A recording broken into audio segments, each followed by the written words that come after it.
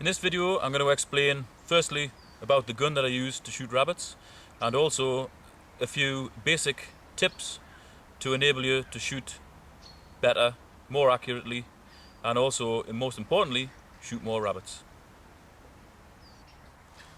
A lot of people have asked me what rifle I use when I go shooting, so I've made this video to show you. This is it. It's an Anschutz 1517 .17 HMR.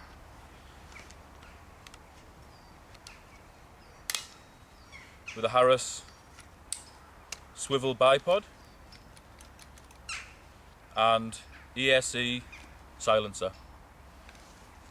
The scope is a relatively cheap BSA Sweet 17 with a bullet drop compensator on the top.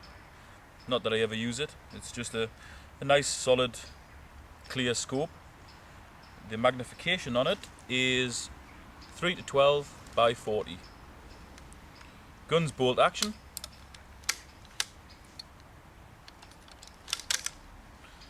With a 4-shot mag, which doesn't sound like much, but just encourages you not to waste any bullets. This gun has got a factory shortened barrel, which means that when you're creeping up on things, you can carry the gun down at your side without it dragging on the ground. You can swing it around inside a vehicle easily. You can put it up over walls very easily.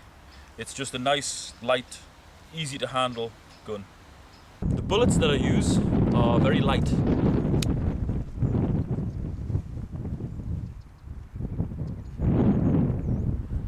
They're a 17 grain ballistic tip bullet.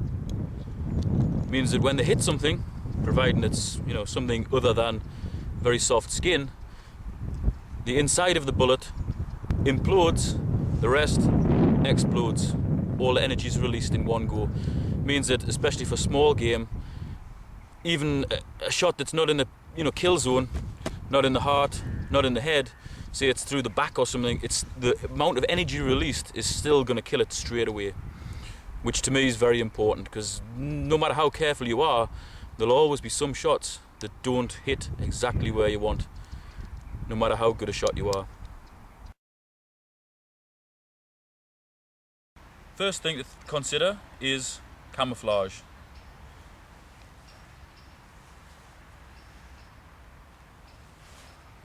Makes a hell of a difference when they can't see my baldy shiny head, and also when they can't see my white t-shirt. Stands out like a sore thumb. Whenever I go shooting, I might not always wear camouflage pants like I've got on now, or camouflage wellies, but I always make sure I wear some sort of either dark green or camouflage jacket. You see how it blends into the background? Hands, head stick out like a sore thumb. Sometimes wear gloves in the winter if it's cold, but I generally have a camouflage jacket with a hood. So if I am creeping up on something,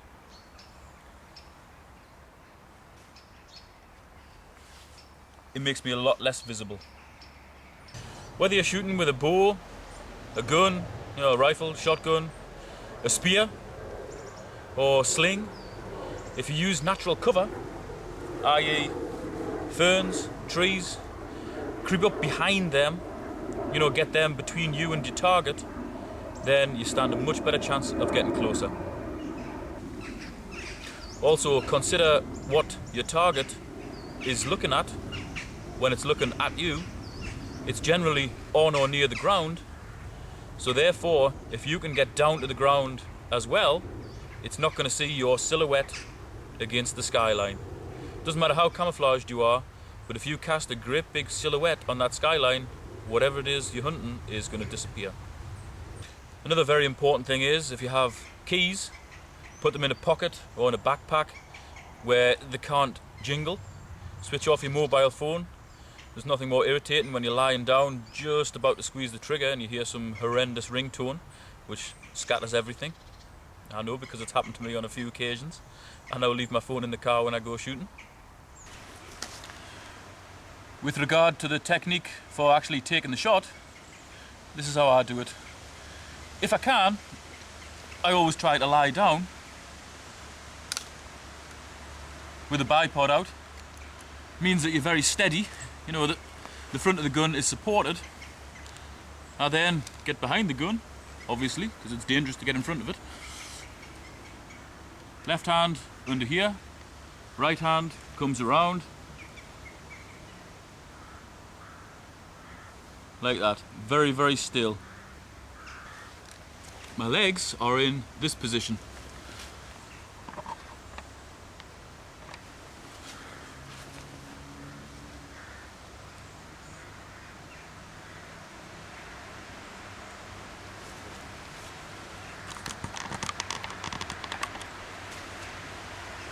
And what that does, it flattens my body right to the ground, means there's no 1 or 2 points of contact.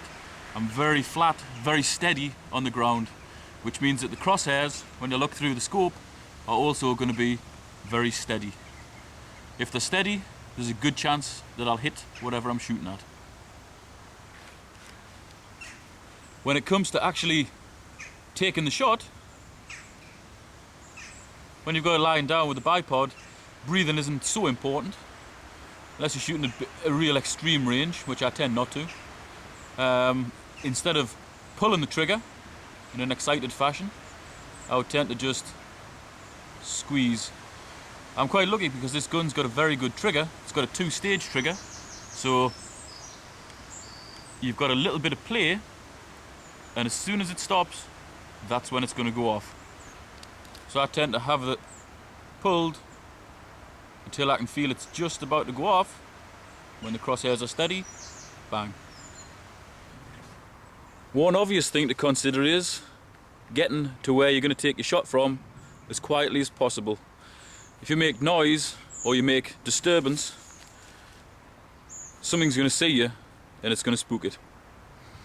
So when you're walking, you want to try and avoid any branches, anything that's going to make a noise, plastic bottles, any muck lying around, as quiet as possible.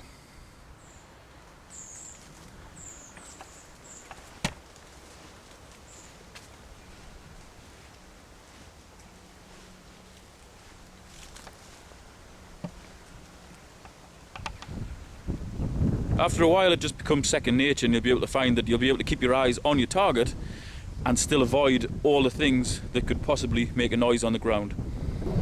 One simple thing that most people don't consider is always work into the wind, and then any scent that you're carrying is blown away from your target.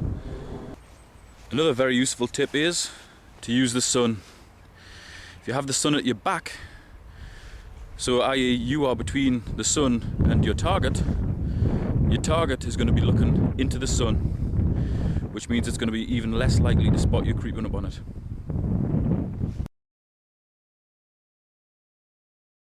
Okay, we're in the process of approaching a couple of quite big rabbit sets, and I'm going to share with you my favourite trick.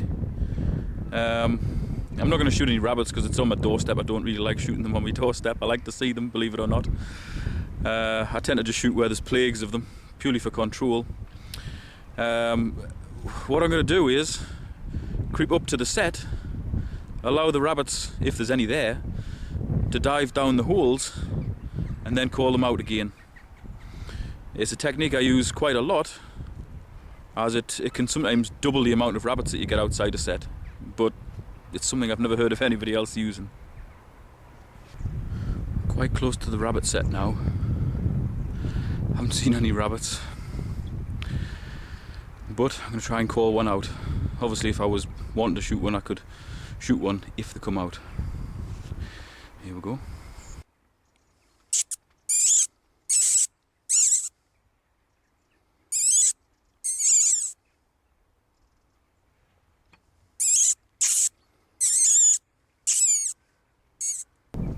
That was highly unsuccessful at that set, so I'm going to try at another set.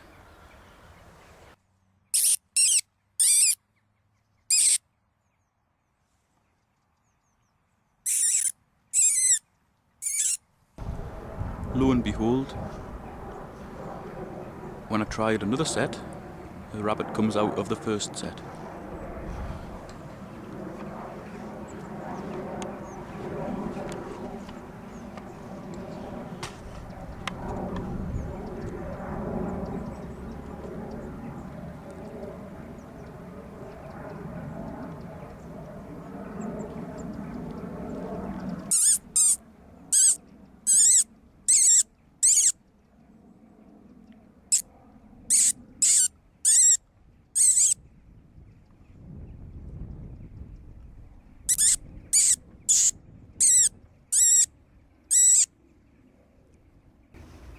how interested the rabbit is in the sound.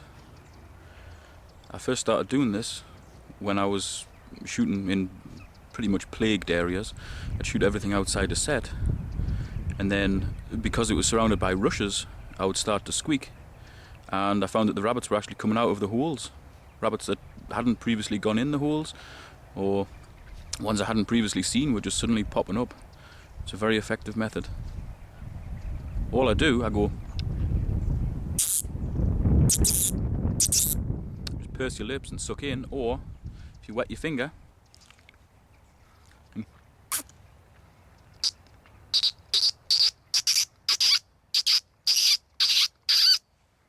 obviously doing it that way ties up one of your hands. It's excellent for calling foxes in also. If you look at a rabbit hole,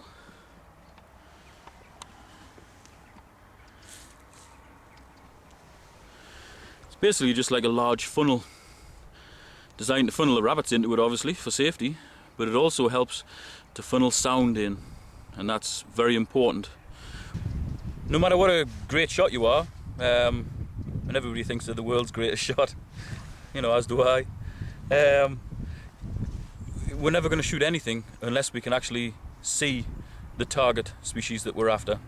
Rabbits are one of the most difficult because they often lie if they've seen you before you see them, they often lie very flat to the ground, and it's just looking for minute differences. They often go in grass the same colour as themselves, and with them being a prey species, they're the same colour as fallen leaves, dried grass.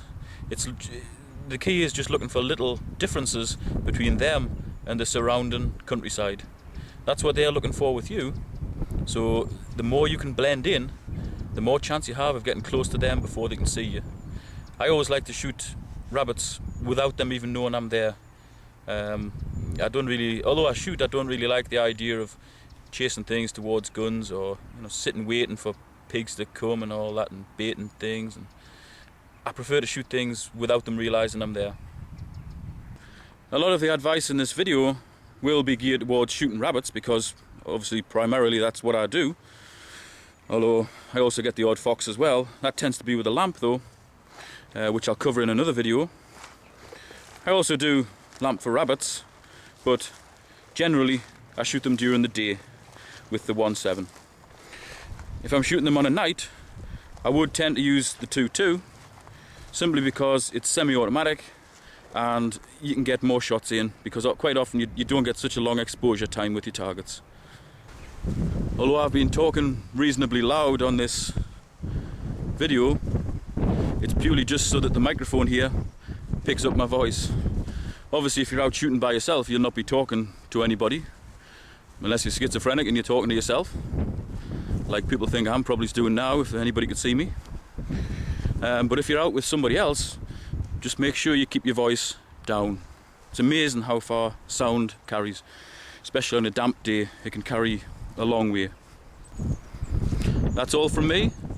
I hope you've enjoyed this video, and it encourages you to get out there and become a more efficient hunter. Thanks for watching.